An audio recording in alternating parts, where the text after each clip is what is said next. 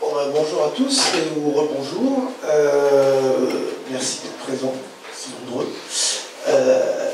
Donc on va faire un petit atelier sur les aspects cartographiques en tant qu'outil de valorisation des atouts touristiques des territoires. Donc on va faire ça à trois. Moi je vais surtout manipuler deux, trois trucs que je vous raconterai. Mais ça va surtout être aussi à la fois Christelle, donc Bioré, tu peux peut-être te présenter. Oui, bonjour à tous, donc Christelle Bioré de l'Agence de développement touristique de Loir-et-Cher. Pour ceux qui ne connaissent pas, émanation du conseil départemental, on applique la politique touristique du département. Bonjour, donc moi c'est Amélie Lelong, je travaille à l'Office de tourisme et je suis en charge de la gestion du site internet et tout ce qui est application mobile autour du tourisme à Bordeaux. Bien, donc, alors oui, l'idée c'est un petit peu de présenter plusieurs types d'expériences ou d'exemples sur des choses qu'on a été amené à faire nous à l'Observatoire avec à la demande en fait des offices ou de l'ADT ou d'autres partenaires, et de voir justement comment ça peut servir pour la valorisation de vos territoires sur le plan touristique. Voilà, donc on va voir ces différents exemples. C'est des exemples donc à partir de ce que nous on fait, c'est-à-dire que c'est pas forcément évidemment pas exhaustif, il y a d'autres solutions qui peuvent exister. L'avantage c'est que ça s'inscrit, enfin ce que nous faisons s'inscrit dans une démarche plus globale qui est celle de l'Observatoire, association loi 1901 qui est créée en 1995, qui contient, qui regroupe à 80 membres, dont l'État, les départements, les chambres consulaires, l'association des maires, et puis pratiquement toutes les communautés de communes, syndicats de pays, syndicats d'eau, etc. Donc il y a l'essentiel des acteurs socio-économiques du département qui sont la Fédération de la pêche, voilà, le CIDEL, le SMO, qui sont donc membres de l'Observatoire. Donc on travaille pour nos membres et on fait un gros travail d'acquisition de données, de valorisation de ces données, de mise à jour et de remise à disposition, d'analyse de ces données, de remise à disposition à la fois au grand public, mais aussi surtout à nos partenaires avec de la valeur ajoutée derrière. Et donc dans le cadre de ces travaux, il y a une partie d'exploitation de la donnée qui se fait aussi de plus en plus par les aspects cartographiques. Et donc dans la mesure où on travaille, c'est l'objectif, en fait, de travailler de façon très mutualisée, le plus mutualisée possible. L'idée c'est de faire en sorte que toutes ces données qui sont parfois disparates, qui peuvent être bien importantes à un endroit, mais pas forcément exploitées à un autre, de faire en sorte que tout ça soit mutualisé au maximum, et notamment dans le domaine touristique depuis quelques temps, je pense que tu en parleras, Christelle, donc il y a une modification du modèle de données, de la base de données utilisée par l'ADT, donc avec beaucoup de données qui maintenant sont relativement bien homogénéisées, y compris au niveau régional. Et donc nous on se base sur ces données pour leur apporter une valeur ajoutée cartographique, à la fois en termes de géolocalisation, mais aussi en termes d'exploitation après au travers d'outils qu'on utilise, ceux qui étaient là tout à l'heure, ou qui seront là plus tard, d'outils SIG qu'on va utiliser dans d'autres domaines, aussi bien pour le cadastre, l'urbanisme, la gestion des rivières, etc. Donc les mêmes outils peuvent aussi s'exploiter très facilement pour le tourisme, d'où l'idée de mettre à disposition du plus grand nombre et de faire en sorte que vous puissiez avoir en tant que partenaire en collectivité à la fois un outil on va dire de back-office, c'est-à-dire qui vous permet de créer de la donnée, de la visualiser, la consulter, y compris des données qui pourraient être les vôtres, plus confidentielles, et puis à côté de ça, une valorisation plus grand public de ces mêmes données, ou d'une partie de ces données, donc vis-à-vis du grand public, c'est ce qu'on veut voir là. Donc je donne la parole à Christelle, qui peut parler un petit peu du nouveau site, enfin du site Cœur de Val-de-Marne, et puis l'exploitation de carton.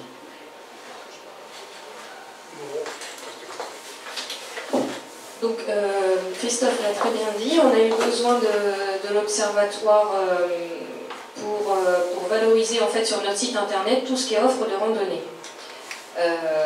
Alors on ne met pas, en tant qu'ADT, on ne met pas toute l'offre de randonnée, hein, on travaille sur la qualification, la labellisation, et on travaille principalement avec le comité régional du tourisme pour tout ce qui est randonnée cyclo. Et pour tous les autres types de randonnées, on travaille avec le conseil départemental dans le cadre du PTESI, c'est-à-dire plan départemental des espaces cités itinéraires. Donc on avait un certain nombre de circuits à mettre en valeur et on cherchait la meilleure solution. Donc on s'est rapproché de l'observatoire pour plusieurs raisons. Posséder un outil qui nous intéressait, parce que c'était des fonds IGN, qu'on pouvait les exploiter et pourquoi pas les imprimer gratuitement, parce qu'ils possédaient aussi différentes couches d'informations, dont la nôtre, qui est les informations touristiques qui sont dans Tourinsoft. Et puis aussi parce que leur outil, c'est le même outil qui est utilisé par le SIG régional vélo, et puis aussi la Fédération française de randonnée pédestre. Donc voilà, nous, c'est dans ce domaine-là que ça nous intéressait. Donc l'espace randonnée qu'on a fait sur le site randonnée en Val-de-Loire, il est fait en partenariat avec le conseil départemental, le service des sports, avec nos services, nous, et avec l'observatoire. Donc on va vous montrer ce que peut donner l'outil cartographique quand il est aménagé pour le grand public.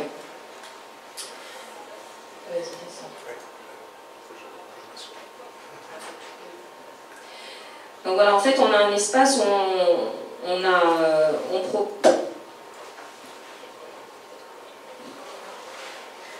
Est-ce qu'il y a une partie du nord du nord de Mac? Oui, il est un peu chargé parce que je trouve qu'il a fait du changement. Ah oui, c'était fait, t'aurais dû me prévenir. Ouais, alors oui, c'est aparté. Voilà, donc on a fait une modification hier, un petit peu impromptue, sur la couche. Du coup, il y a beaucoup plus d'informations qui s'affichent que ce qui devrait s'afficher. Donc, il ne faut pas trop s'inquiéter, mais effectivement, ça ne correspond pas exactement à ce que pourrait...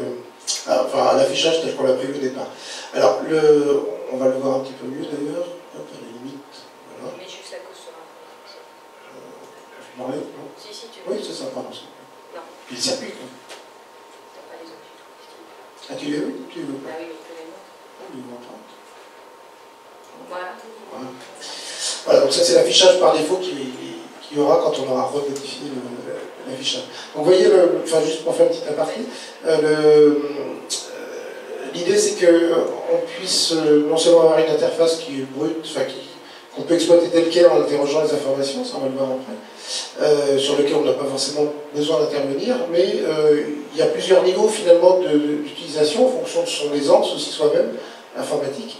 Et donc soit j'utilise tel quel, j'interroge, on va voir, c'est très simple, soit je suis un petit peu plus à l'aise et puis je dispose de quelques fonctionnalités en plus pour faire du dessin, pourquoi pas, hein, si je veux dire, cet endroit-là, ça va être mon super circuit pour ce week-end, ou comme on vient de le voir, j'affiche les couches disponibles et puis je les calque, hein, et puis je dis voilà, j'en veux pas.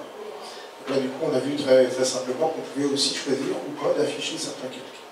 Je te laisse continuer. Oui, effectivement, donc, ce qu'on voyait plus haut. Donc nous, sur ce site, on a choisi de séparer la randonnée pédestre, la randonnée cyclo, la randonnée nautique. Donc là, on est sur la partie randonnée pédestre. On a choisi, là, par exemple, d'avoir les GR et GRP. Donc, vous voyez les tracés. Donc ça, c'est une couche qui provient de l'observatoire, mais si on ne l'avait pas voulu, ben, on ne l'aurait pas mise. Après, toutes les petites pastilles...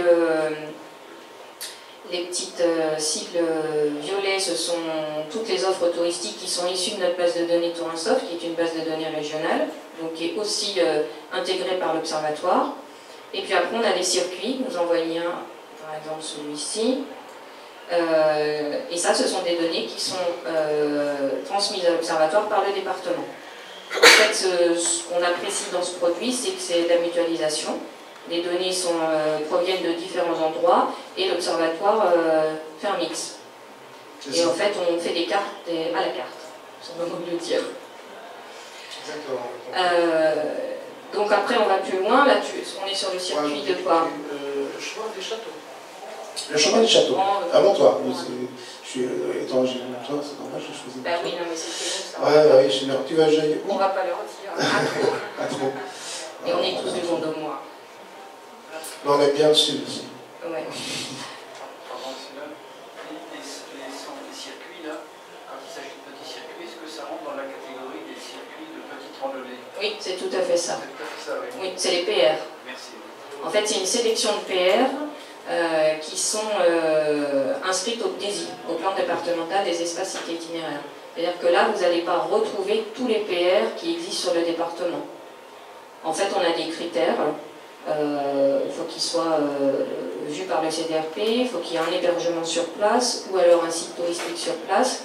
Et après, une fois qu'ils sont passés en commission de DESI, ils peuvent remonter sur le site. Est-ce que ça répond à votre...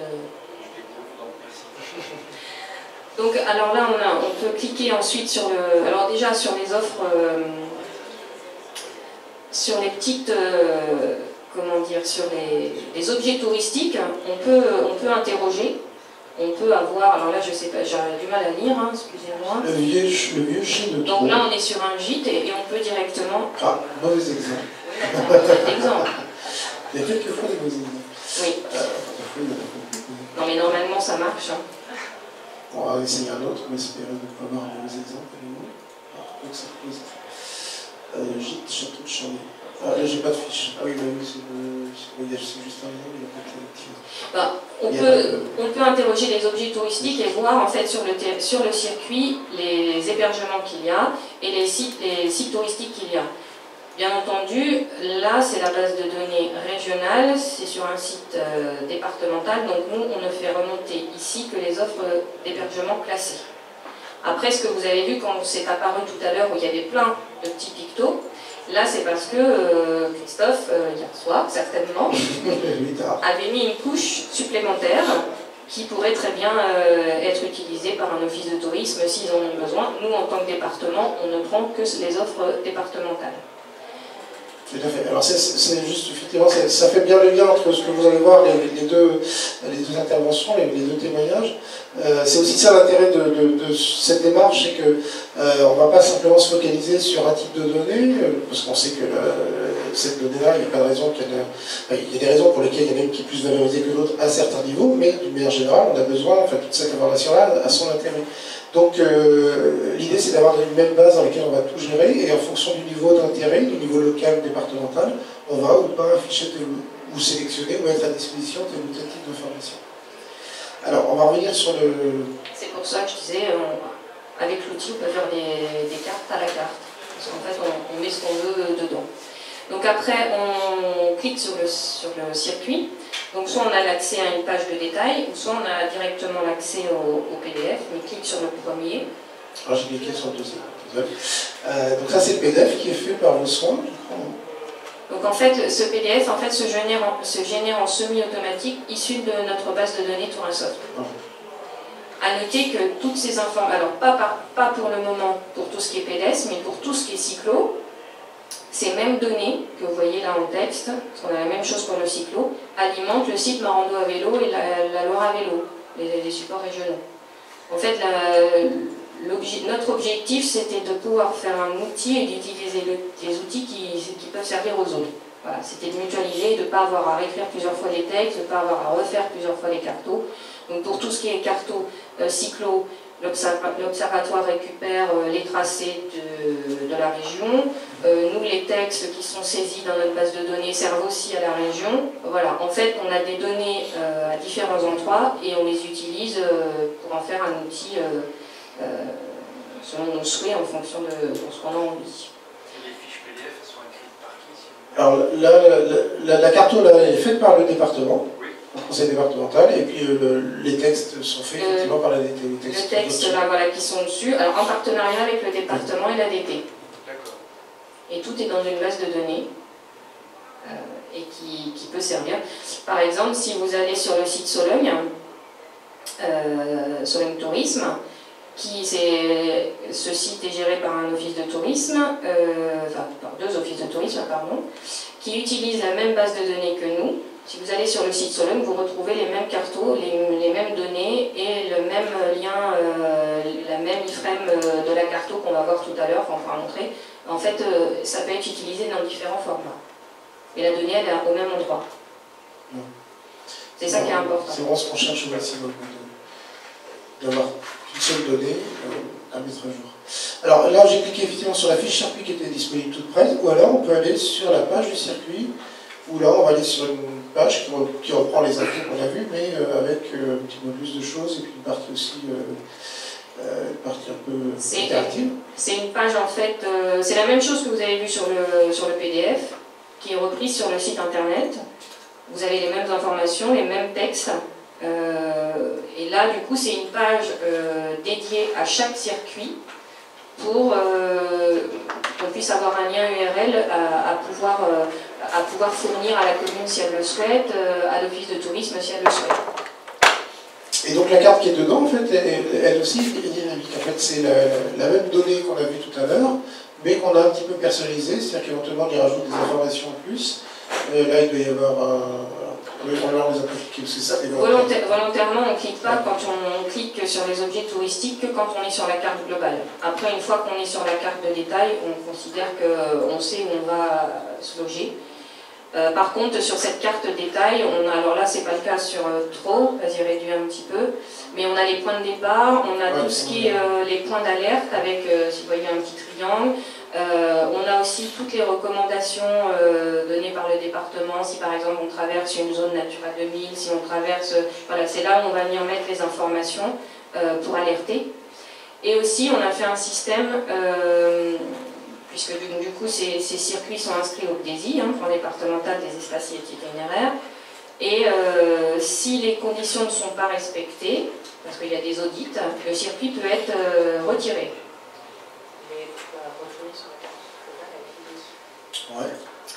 Et donc ça, c'est le département qui nous en avise, en reçoit un mail en disant veuillez retirer ce circuit momentanément parce qu'il est plus balisé ou parce qu'il y a un problème sur le terrain. Vilny.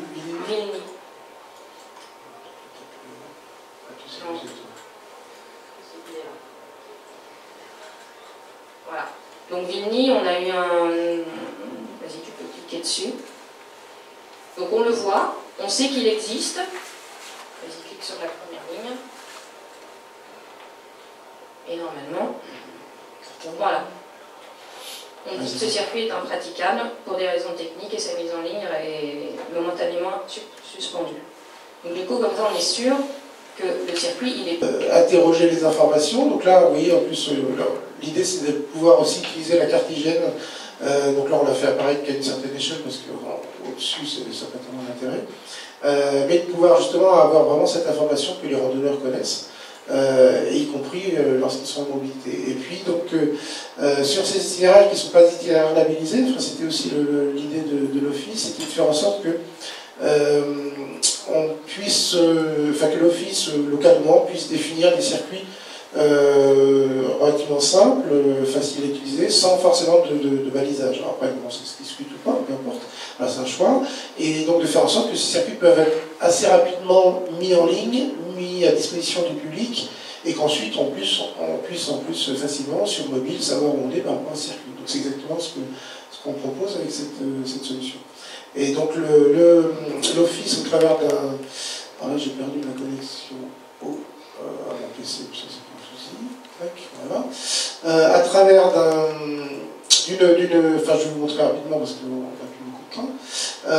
Donc une application en fait de gestion qu'on met à disposition des collectivités, en l'occurrence aussi de l'Office du tourisme de Vendôme. L'Office va pouvoir très simplement dans cette application saisir ses propres itinéraires et ses propres points d'intérêt. C'est-à-dire que là aussi on a souhaité aller un peu plus loin ce que j'ai dit tout à l'heure, c'est-à-dire qu'en fonction du niveau d'échelle, on n'a pas forcément les mêmes intérêts. On l'a bien vu tout à l'heure par inadvertance, c'est-à-dire que quand on affiche tout le petit parti web à l'échelle départementale, même s'il n'est pas exhaustif, malgré tout, on invite quelque chose qui est illisible, ça n'a pas forcément d'intérêt.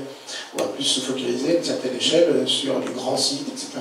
Par contre, quand on est au niveau local, on veut rester, je sais pas, quelques jours sur un secteur et puis voir un petit peu toutes les petites choses qu'il y a à visiter, et si possible autour d'un sentier, d'un itinéraire, l'idée c'est aussi de pouvoir inventorier ce petit patrimoine.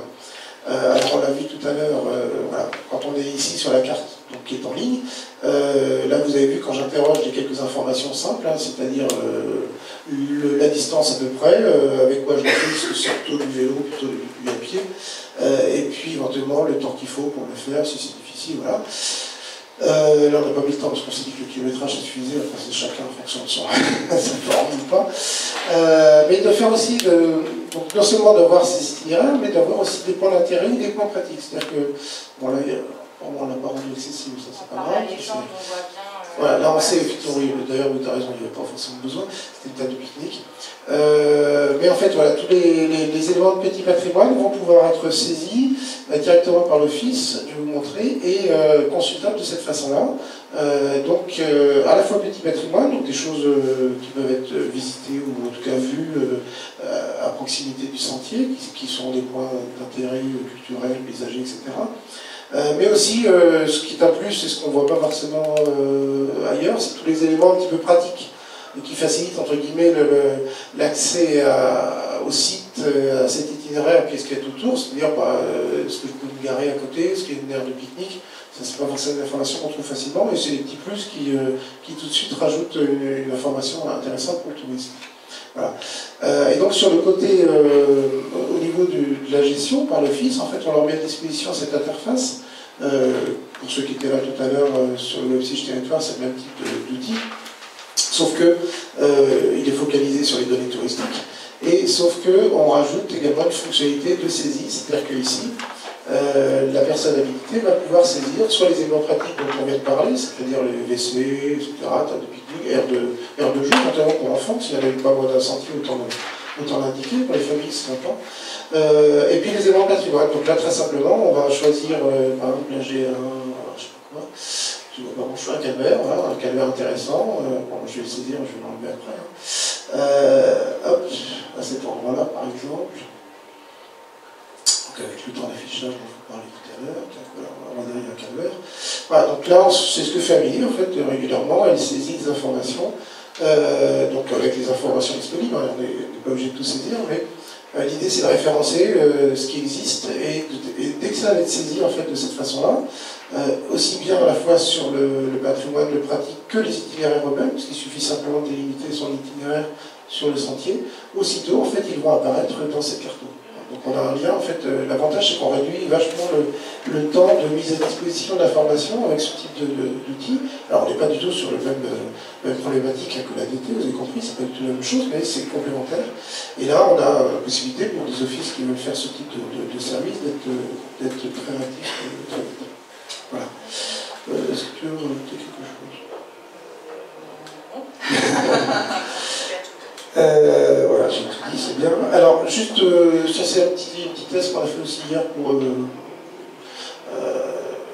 juste pour illustrer aussi vers quoi on peut aller. C'est-à-dire que, à partir de. Là, je vous ai dit, en fait, il faut télécharger une application et puis après aller chercher la carte. Donc là, on réfléchit à aller un petit peu plus loin. Maintenant, il y a des fonctionnalités qui nous permettent de. Puis c'est la tendance du web aussi, c'est d'aller plus vers des liens directement Internet, vers une page qui soit consultable. Quel que soit le support, c'est-à-dire qu'on soit en mobilité ou sur Internet, on a toujours le même lien, on clique dessus, on n'a pas besoin de télécharger l'application. Ça, c'est ce qui se fait maintenant de plus en plus, c'est ce qui est entre guillemets l'avenir.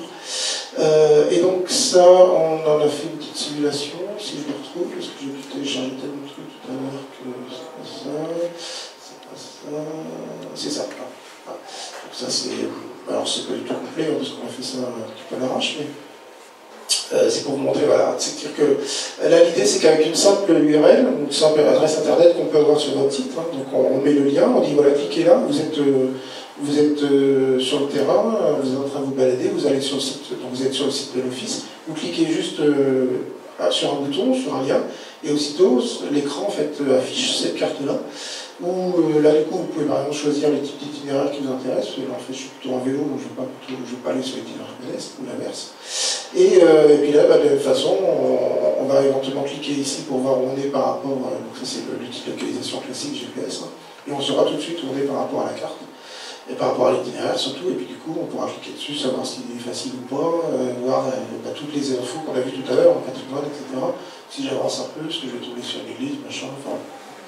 Donc ça c'est aussi, voilà, c'est pour vous montrer que ces outils évoluent aussi en permanence, c'est que on va vers de plus en plus des choses faciles à mettre en œuvre, sans coût aussi, parce que l'avantage c'est que ça, ce sont des outils, il y a toujours des coûts derrière, ça c'est clair, on essaie de mutualiser, mais il y a aussi des fonctionnalités qu'on peut mettre en place sans surcoût.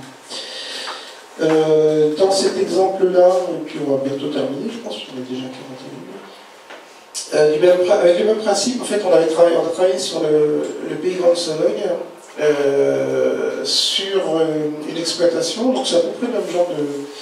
Alors, je vais réduire un peu. Je réduis un peu l'affichage parce qu'avec les vidéos, c'est pas toujours évident. Voilà, donc ça c'est un petit peu le même type d'outil, mais là, qui a une vocation différente, c'est-à-dire que avec exactement les mêmes, enfin une partie des informations, par exemple ici c'est un itinéraire qui a été saisi avec le même outil que vous venez de voir, il a été saisi par l'office aussi. Et on peut aussi très facilement dériver une sorte d'histoire, de visite, de balade sur des sites. Donc là en l'occurrence c'est sur le village de Vouzon où il y avait déjà en fait un petit parcours sur les caractéristiques architecturales briques du village et donc c'est listé sous forme papier mais sous une forme qui a été faite il y a déjà un bout de temps et qui n'est pas complètement sexy quoi. Donc là l'idée c'était de montrer qu'on peut très facilement juste en relocalisant les mêmes points sur la photo et en rajoutant des photos, en fait on peut là aussi se localiser dessus, puis ça en fait parcourir. Donc soit on est chez soi et puis on voudrait voir un petit peu ce qu'il y a dans le village avant d'y aller, soit on est sur le terrain et puis on se localise et on voit ce qu'il y a à voir juste à côté. Donc, je suis ici, je sais que le point suivant, le point 3, je vais voir ça, enfin des clés de taillées. Et puis éventuellement je passe au point suivant et puis en fait je vais me faire ma petite balade comme ça en fait. Et je vais voir les différents points intéressants qui ont été relevés, en l'occurrence par le GRAS, le Centre de recherche archéologique, historique de Sologne, le groupe de recherche. Voilà, donc vous voyez un petit peu ce genre de choses qu'on peut faire. Alors il y a le CDP2 qui utilise aussi de plus en plus, la comité départementale de protection de la nature et de l'environnement, qui utilise aussi de plus en plus ces outils pour une exploitation des données environnementales ou géologiques. On n'est pas dans le tourisme pur, mais c'est aussi quelque chose qui peut intéresser les touristes, y compris sur des applications plus enfants. Je vais en parler ce matin avec Pascal Gaultier. Voilà, qu'est-ce que je voulais vous dire d'autre? Je crois qu'on a fait un petit peu le tour. Voilà, donc, si vous avez quelques questions, c'est le moment, jamais. Ouais, une question purement pratique en fait, quand les utilisateurs chargent les cartes sur leur téléphone par exemple, et sont sur le terrain, s'il n'y a pas de réseau, est-ce que c'est un téléchargement de la carte ou est-ce qu'il y a une perte de la carte? Ça c'est quelque chose qui pour l'instant n'est pas encore trop travaillé. Même chez Google, c'est pas très longtemps qu'ils le proposent, et c'est que par un blog, il faut télécharger avant, etc. C'est pas encore je pense que c'est un des sujets sur lesquels tous les éditeurs travaillent, mais qui est encore un peu en chantier. Il y a plusieurs... Alors il y a d'une part l'aspect technique, qui suppose que... Alors, ça se fait, hein, sur ça, il y a même des applications dans ce qu'on peut utiliser, nous, qui le font, mais souvent, ça va être plutôt pour les applications avec assez peu de données, et typiquement quand on a une base de données derrière de travail, par exemple je vais sur le terrain pour saisir des informations sur l'état de la rivière, etc. Ça je peux les avoir stockées avant sur mon téléphone, je vais sur le terrain, j'ai pas de réseau, c'est pas grave, je saisis mes infos et quand je reviens dans une zone de réseau, ça se met à jour. Là c'est facile parce que, enfin c'est facile, c'est faisable parce qu'on n'a pas besoin du lien à un moment donné entre la carto et puis la base de données, et puis le lieu où on est. Sur des choses comme ça, on a vraiment besoin du fond. C'est vrai que c'est encore un peu problématique. Et le deuxième, donc il y a d'une part le fait que ça suppose de stocker des données, que dans certains cas, ça peut des fois être des données un petit peu lourdes. Et puis surtout, il y a le fait qu'il y a souvent des copyrights sur ces données. Et par exemple, si on est sur les données IGN, aussi bien on peut faire un certain nombre de choses maintenant avec les données IGN qu'on ne pouvait pas avant. On peut imprimer dans certaines limites, etc. On peut les mettre sur un site web comme on fait là. Mais ils n'autorisent pas encore le téléchargement, même si c'est crypté, etc. Je leur ai posé la question il n'y a pas très longtemps, c'était il y a 2 ou 3 semaines, et c'est négatif. Donc ça veut dire que dans ce cas-là, c'est un autre fond qu'il faut avoir préparé et rendre téléchargeable. Donc bon, ça, je pense que dans les mois qui viennent, ça viendra, pas forcément des données IGN, mais avec d'autres données. On peut peut-être imaginer qu'en fonction de la couverture réseau ou pas, dans certains cas, soit il y a de la couverture, on affiche la donnée IGN, soit il n'y en a pas, puis dans ce cas-là, on télécharge une autre donnée. Enfin voilà, il y a des choses encore à faire progresser dans ce sens-là. Mais c'est vrai que pour l'instant, c'est plutôt fait pour être sur une zone 3G, en minimum 3G. Donc il faut pousser nos chers opérateurs à faire leur travail. D'autres questions, sinon clôture.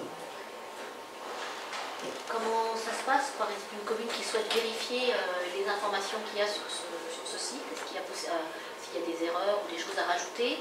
Est-ce qu'il y a possibilité de faire des retours par rapport à ce qu'on a pu constater? Et si oui, comment? Alors je dirais qu'il y a deux niveaux qui correspondent un petit peu aux deux niveaux qu'on a développés dans les témoignages. Il y a le niveau des infos qui sont dans la base tour ensemble de ADT, là je peux te laisser répondre. Oui, la base de données gérée par l'ADT, il y a beaucoup d'offres touristiques et elles sont mises à jour tous les ans. Je pense d'ailleurs que vous êtes interrogé, il me semble. Voilà, donc en fait, toutes ces données-là qui sont mises à jour s'affichent là sur ce que Christophe a affiché en violet. Après, pour toutes les autres données, là par exemple que l'Office de tourisme de Vendôme saisit, c'est parce que l'Office de tourisme de Vendôme a choisi. S'il n'y a pas sur votre territoire quelqu'un qui a décidé de saisir les offres, on va dire, du petit patrimoine ou les autres offres, il n'y en aura pas. C'est ça. Voilà. C'est vraiment une initiative. Nous, on ne va pas saisir ce type d'informations en fait. Oui, en fait, c'est selon les territoires ce que les offices de tourisme choisissent, ou les autres, par exemple en Sologne, le pays de Sologne saisit les informations. En fait, si le pays, l'office a pris l'outil et saisit des informations locales, voilà, là, il faut s'adresser à eux. Nous, on met à jour effectivement que les offres touristiques d'un intérêt régional. Donc, vous êtes interrogés tous les ans. Non, mais je pense à ça parce que par exemple, il y a une association de protection des sites qui a fait tout un parcours sur le petit patrimoine, etc. Ils ont édité une carte, etc. sur ce petit patrimoine, et bon, qui ne figure pas sur... Ouais. Non, si personne l'a... Est-ce que l'association peut vous saisir pour... Oui, tout à fait, oui. Alors, l'idéal, c'est que ça se passe limite avec la collectivité. C'est-à-dire qu'on va plutôt travailler avec les... Enfin, là, typiquement, ça devrait se faire avec la commune ou l'office, voilà, qui est l'intermédiaire, on va dire, institutionnel. Et nous, on va travailler avec l'institutionnel. Et ces données pourront après être saisies directement par l'association. Mais il faut qu'il y ait un peu le garant, parce qu'en fait, l'idée étudiante, c'est que ce ne soit pas renseigné par n'importe qui, n'importe comment, mais qu'on ait quand même un responsable local, entre guillemets, institutionnel. Donc un office ou une commune, c'est très bien. On a eu le cas, par exemple, sur, si je dézoome un peu, sur le... juste, oui, pour ça illustre bien.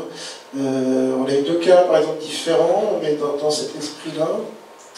Quand là, on a dû faire un filtre sur tout ce qui était pays vendômois, donc vous n'allez pas le voir, mais on a beaucoup de données en fait qui ont été, parce que là je me suis connecté avec le code d'Amélie, on a beaucoup de données qui ont été saisies à un moment donné sur Bosse Igérienne. C'est parce qu'il y a eu un travail qui a été fait à un moment donné par les communes de cette, donc la communauté a dit à un moment donné, on a plein de données qui ont été recensées simplement sur Excel ou sur Word à un moment donné par les communes, on voudrait les mettre dedans. Donc du coup, elles ont passé du temps, pendant quelques semaines, à les renseigner. Donc là, c'était les communes elles-mêmes, mais sous couvert de la communauté.